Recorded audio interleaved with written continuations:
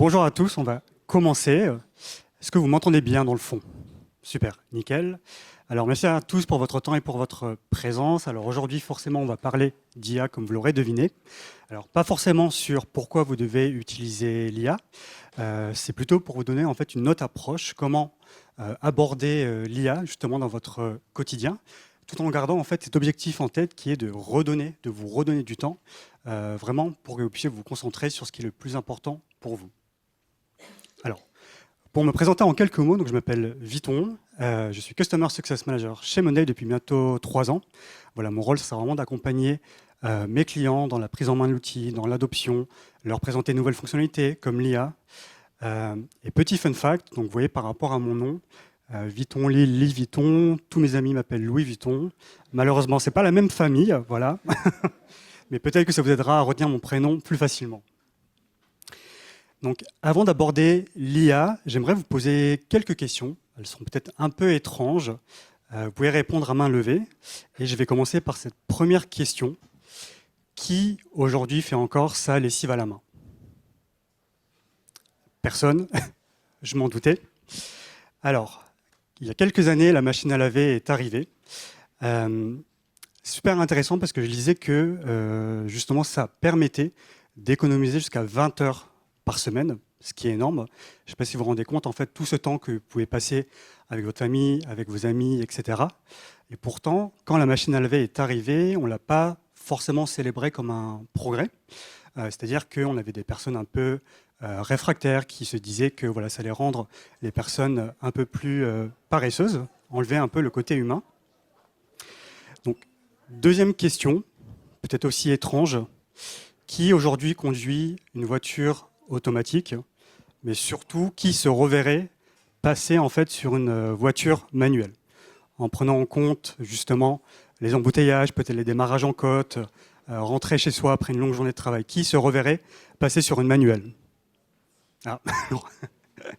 Ok, bon, pas grand monde quand même, donc c'est ce que je pensais. Effectivement, voilà, dès lors qu'on a goûté, si je puis dire, en fait, au progrès, on ne veut pas forcément revenir en arrière, on n'en voit pas forcément l'utilité.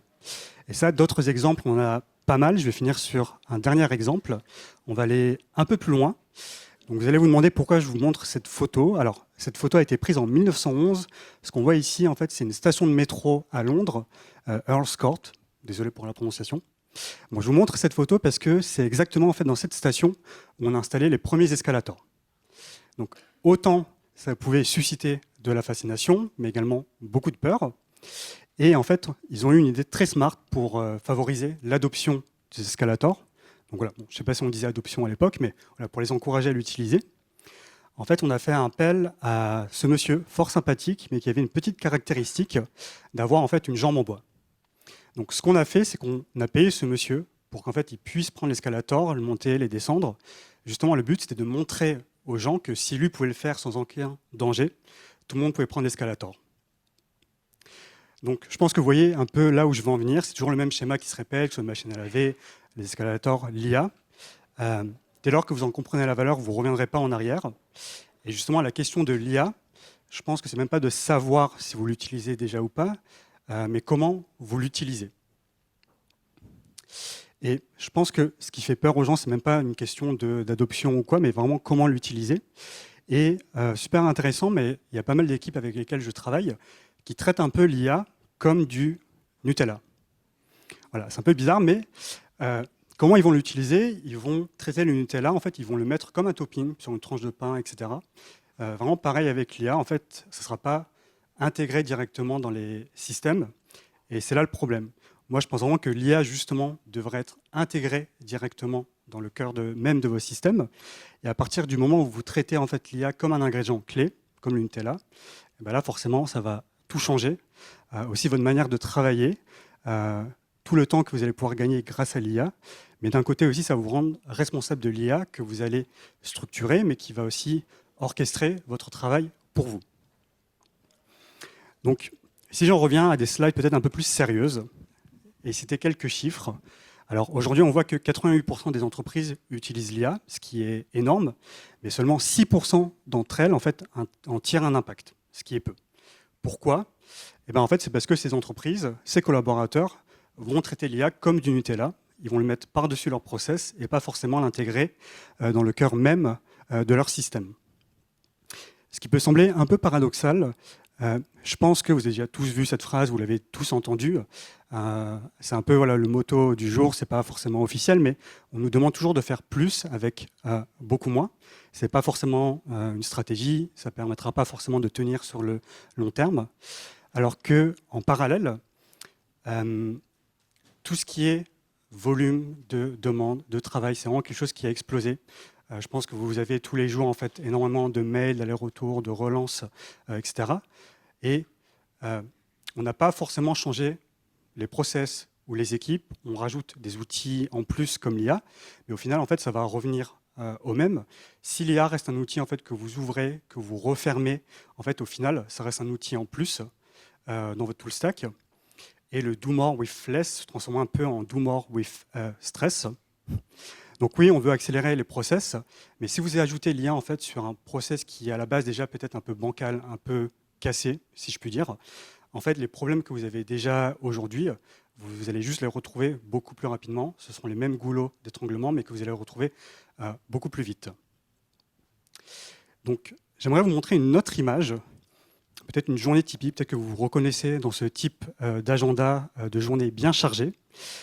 Juste en termes de code couleur, alors en vert, vous voyez, c'est ce que je suis censé faire. Mais pour le coup, j'ai qu'1 heure pour le faire dans une journée, parce que tout le reste est consacré à des tâches administratives, à des relances, à des demandes de validation, etc. Donc en fait, au final, j'ai l'impression qu'on fait plus circuler le travail plutôt que le faire avancer. On se noie, encore une fois, dans les emails, les follow-up, etc. Je pense que vous avez tous vu une pièce jointe passée ou dans un dossier, blablabla, version finale V3, V4, etc. Voilà, c'est un peu le quotidien de tous ici. Mais au final, voilà, le travail pour lequel moi j'étais embauché, donc en vert, quand on me demande justement de la réflexion, un peu d'arbitrage, de qualité, au final, j'ai pas du tout de temps pour le faire. Et ce temps-là, il sera plutôt écrasé. Ou alors je vais y réfléchir quand je serai sur le trajet justement pour aller au travail, dès lors que j'aurai 5 minutes entre des réunions, même après le travail. Et c'est ça justement qu'on veut essayer de récupérer aujourd'hui. Et la vraie question que je vous posais au début, c'est justement comment vous redonner ce temps pour vraiment vous concentrer sur le travail qui apporte de la valeur. En soi, si je refais le parallèle avec les exemples que je vous ai montrés auparavant, la machine à laver, etc., le What's Next, en fait, en soi, il est déjà là avec l'IA. Aujourd'hui, on utilise tous des outils qui vont vous aider en fait, à organiser votre travail, à le structurer, ce qui est super. Mais l'étape d'après, ça va vraiment être l'IA qui va faire en fait, le travail pour vous. Donc, je vais vous présenter quelques exemples, comment en fait, on peut faire pour l'intégrer directement dans le cœur même de vos systèmes. Mais avant ça, en fait, il faut réfléchir aussi à un point de départ. Où est-ce que vous allez intégrer l'IA? C'est-à-dire que si vous le mettez un peu partout, vous ne pensez pas forcément à ce qui va se passer après, bah forcément, tout ce qui va en découler va en pâtir en termes de qualité, de vitesse, etc. Donc, je vais aussi commencer à vous introduire des fonctionnalités qu'on a sur Monday. On va y aller crescendo. Je vais commencer par les blocs IA. Et pour l'illustrer, je vais vous montrer, je vais prendre un cas d'usage, un exemple pour que ce soit beaucoup plus parleur et beaucoup plus concret. Donc, imaginez un cas d'usage, une gestion de demande entrante. Ça peut être une demande de projet, une demande de campagne marketing, ça peut être du ticketing côté IT. Voilà, c'est vraiment utilisable dans plein d'autres d'équipes. Donc, ce qui est super sur Monday, vous allez pouvoir mettre en place un formulaire pour capturer l'information, rendre les champs obligatoires, etc. Tout va arriver directement sur votre tableau, super, mais vous aurez beaucoup d'informations. Les blocs IA, justement, dès lors que vous recevez une demande, ces blocs IA vont pouvoir analyser la demande en elle-même, repérer par exemple les mots-clés, en faire des résumés, extraire l'information, et tout ça en quelques secondes, et vous aurez tout de suite en fait quelque chose d'exploitable qui nécessite vraiment en fait une intervention humaine. Et ça, c'est vraiment important, cette idée de point de départ, parce que comme je vous disais, en fait, dès lors que vous partez avec le bon brief, la bonne campagne, tout ce qui va s'en suivre en termes de vitesse, de qualité, de cohérence va suivre. Donc si on va un peu plus loin dans les blocs IA, on va prendre l'exemple d'une entreprise qui par exemple est spécialisée dans tout ce qui est adaptation, localisation, traduction. C'est une organisation qui va travailler sur plusieurs marchés, plusieurs langues. Donc je pense que vous l'aurez compris, le besoin d'adaptation est vraiment crucial à ce niveau-là. Donc avec nos blocs IA, on va pouvoir traduire, mais on ne va pas parler juste de traduction mot à mot. Là, ce qui est important, c'est vraiment justement de s'adapter à ces marchés, à ces coutumes, à ces interlocuteurs, etc., sans que vous ayez à repartir de zéro à chaque fois. Donc, pour vos équipes, ce qui est génial, c'est que vous enlevez justement cette charge de travail, tous les allers-retours, les micro-validations, etc. Et d'un point de vue business, vous allez garder en fait une cohérence globale d'une manière beaucoup plus simple et beaucoup plus facile. Donc ça, c'était un exemple de fonctionnalité IA sur Monday. On va monter d'un cran. Comme d'autres outils que vous pouvez utiliser aujourd'hui et qui sont disponibles, tel un Claude, ChatGPT ou Copilot, on a également en fait un assistant IA sur Monday qu'on a intégré, qui s'appelle Monday Sidekick. La force de Sidekick, c'est qu'il va aussi s'appuyer sur votre contexte, vos données, tout ce que vous avez en fait sur Monday et que vous avez déjà construit, ou même partir de zéro, il va vraiment exécuter pour vous. Donc, je vais vous donner un exemple. Ici, on va vraiment voir comment Sidekick va pouvoir construire en fait des projets à partir d'un besoin business. Ce besoin business, en fait, tout simplement, vous allez le renseigner, le décrire ici, et en quelques clics, en quelques instants, Sidekick va vous construire pour vous le tableau, remplir les colonnes, et même aller plus loin, c'est-à-dire qu'il peut aussi allouer les bonnes ressources en temps réel. Et c'est là où on change un peu d'échelle, où je vous disais justement qu'il faut commencer à orchestrer. Là, ça commence à prendre un peu plus de sens. Donc, Sidekick Super a construit mon tableau. Maintenant, imaginons pour tout ce qui est tâches répétitives, dans de la gestion de projet, par exemple, quelqu'un qui devrait surveiller à chaque fois en fait, ce qui se passe. Ça, typiquement, vous pourriez le faire avec un agent. Donc, essayez de le voir un peu comme un collaborateur numérique, un expert numérique, à la différence qui, lui, ne va jamais s'arrêter. Alors, pour le coup, on en a déjà qui sont construits sur Monday, mais vous pouvez vraiment en fait, les personnaliser en fonction vraiment de vos besoins, objectifs business, et surtout en fait, la manière dont votre entreprise travaille. Donc, si je reprends l'exemple de la gestion de projet, donc disons, Sidekick m'a construit le tableau, le process, donc c'est super. On a un agent IA qui, en arrière-plan, en fait, va tourner, qui va surveiller en fait, toute l'activité qui se passe sur ce tableau, m'identifier les risques, mais surtout en fait, me suggérer des solutions. Alors, ça allait un peu vite, mais yop, si je reviens. Il m'a identifié un conflit notamment par rapport à Lorraine, qui a 90% de sa capacité. Voilà, le plus simple, c'est de réallouer ses tâches à Alison. Donc là, ça commence vraiment à faire sens, plutôt en fait que les problèmes arrivent directement sur votre bureau. L'IA, les agents IA en fait, vont traiter ces problèmes et vont arriver avec des solutions. Je pense que malgré tout ce qu'on peut faire avec l'IA, il y a toujours une chose auquel on est confronté. Je pense que vous tous ici, vous êtes toujours en attente d'une validation de quelqu'un. Ça, on va l'illustrer par John ici présent, qui est en attente d'une validation. Voilà, John ne dort pas, mais attend une validation du département finance. Donc, John travaille sur des campagnes créa, il a besoin de faire appel à un freelance, mais il attend que la finance lui approuve le budget. Et sans ça, il est bloqué, il ne peut pas tenir ses échéances, il ne peut vraiment pas avancer. Donc ça, typiquement, c'est un process qu'on pourrait mettre en place avec l'IA, via une interface par exemple. Ici, John pourrait directement en fait, remplir, converser avec l'IA via cette box, ou intégrer directement la pièce jointe. Donc là, l'IA en fait, va commencer à analyser la demande et surtout va commencer à agir.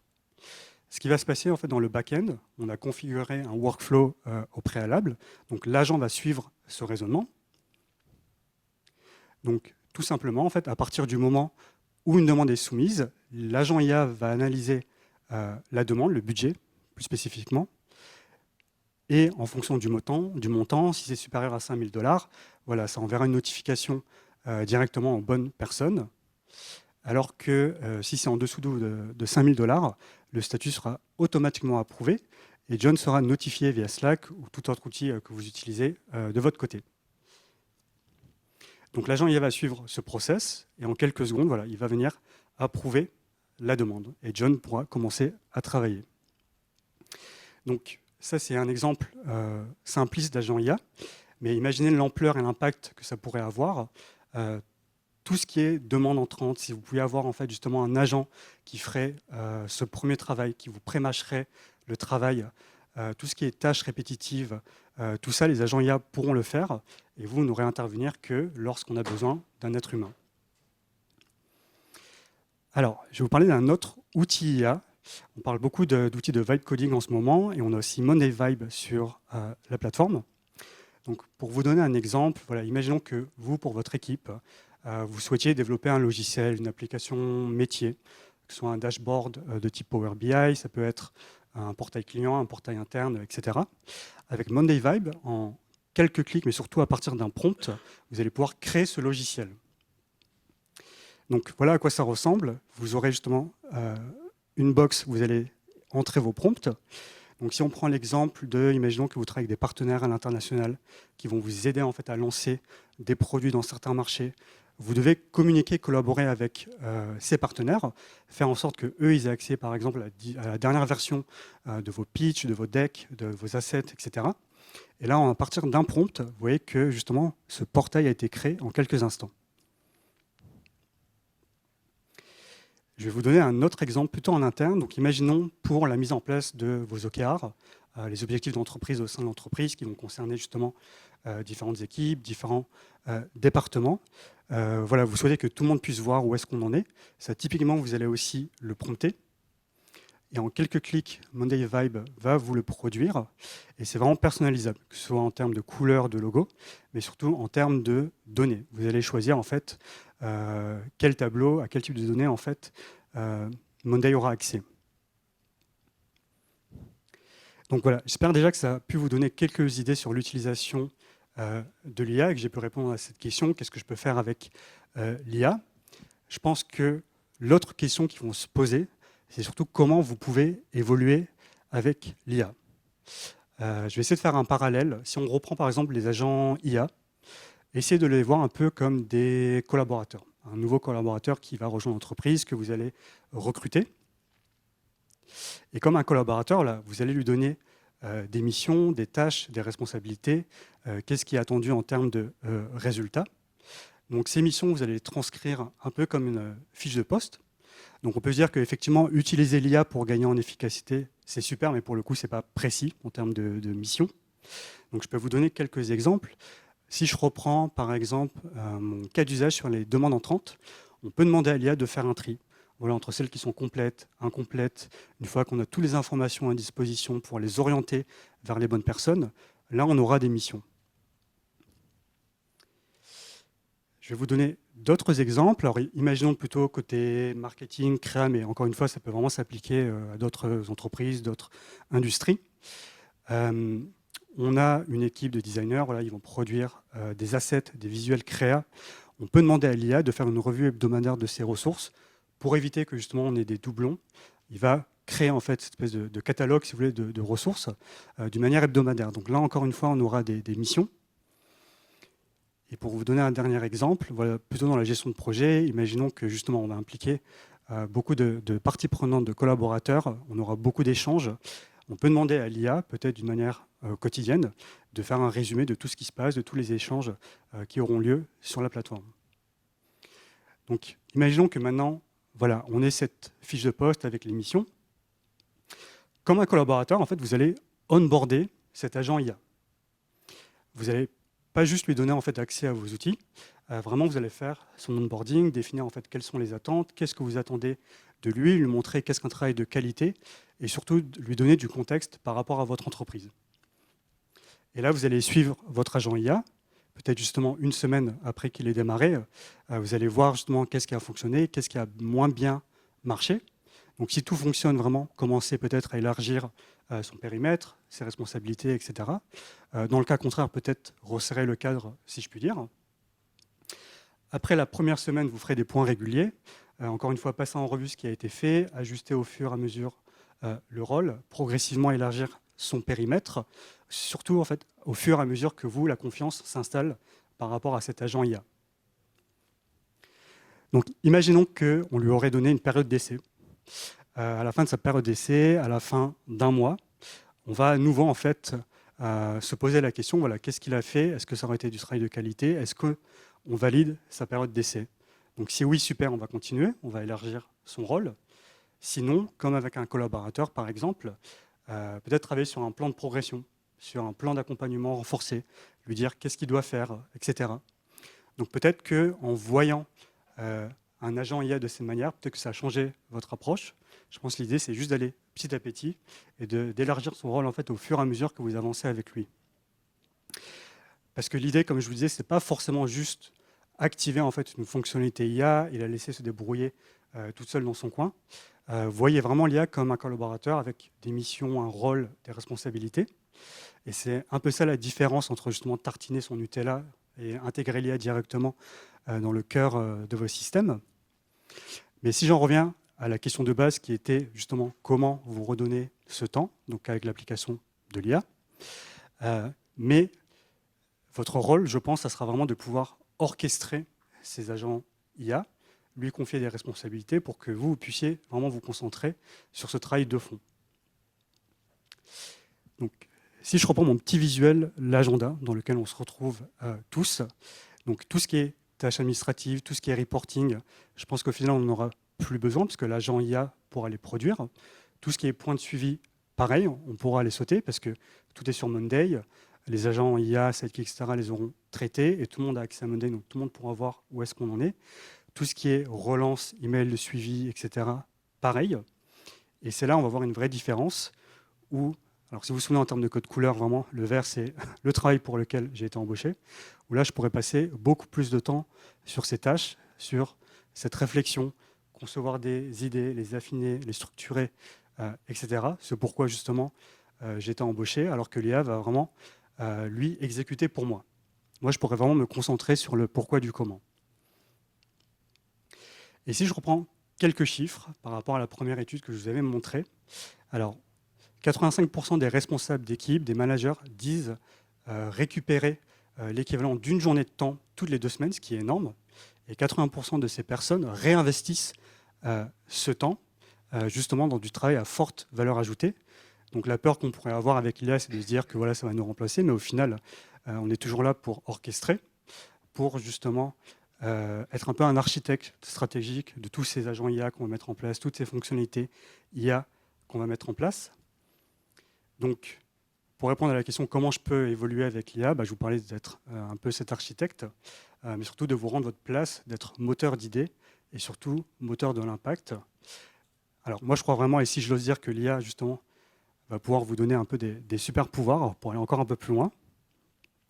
Mais voilà, j'espère que cette présentation vous aura inspiré. Si vous avez des questions, si vous avez besoin d'en savoir un peu plus, sachez qu'on a un stand juste à côté. Mes collègues seront ravis de répondre à vos questions. Et je vais peut-être vous laisser avec une dernière question, et je vous promets, c'est la dernière, peut-être pour ouvrir la discussion. Si justement vous veniez à recruter un agent IA au sein de votre équipe, que vous le considérez comme un collaborateur, comment vous le ferez, comment vous l'intégreriez au cœur de vos fonctionnements. Donc voilà, merci à tous.